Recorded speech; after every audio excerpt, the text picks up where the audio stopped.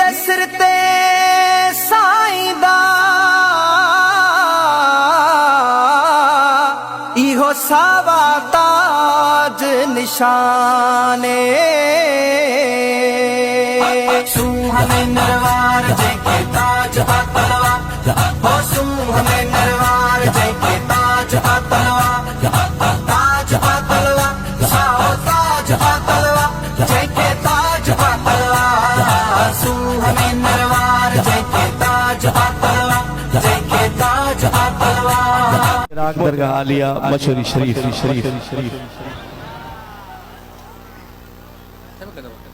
बिस्मिल्लाहिर्रहमानिर्रहीम अल्लाहुम्मा सल्लि अला सय्यदना मुहम्मदिन व अला आलि सय्यदना मुहम्मदिन व बारिक वसल्लम तस्लीमा।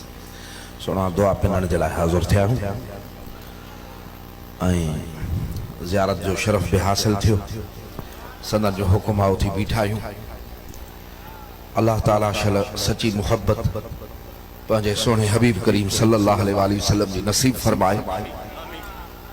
मुंहिंजे मुर्शिद कामिल मशोरी शरीफ वारनि साईं जे आॾो हिकिड़े भेरे हिकिड़ो अहिड़ो गुफ़्तगू थियो। कंहिं माण्हू चयो त साईं फ़क़ीरनि वटि हे दुनिया जूं ॻाल्हियूं बि ॾिसूं था, दुनिया जा नज़ारा बि फ़क़ीरनि वटि ॾिसूं था ऐं चवंदा आहिनि त हिकु मुठ में ॿ गिदरा ईंदा ई कोन्हनि। पाण फरमायूं बाबा जेके मदीने जे साईं जे दर ते पिया हूंदा दुनिया उन्हनि जे कदमनि में झुकंदी। बाक़ी हाणे हिकु मुठ में ॿ गिदरा थो चए, उहे कंहिंखे खणण ईंदा त खणी वेंदो। हिकु ॿ गिदरा छा सभु खणी वेंदो, वल में हथ विझे त सभु गिदरा खणी वेंदो। पोइ फरमायूं उहो थी मदीने जो साईं, उहो खणंदे त सभु कुझु तुंहिंजे हथ में आहे।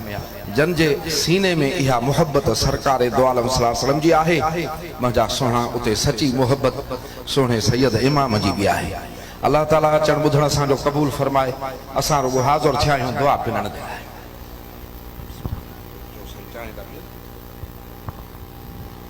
सुभान अल्लाह।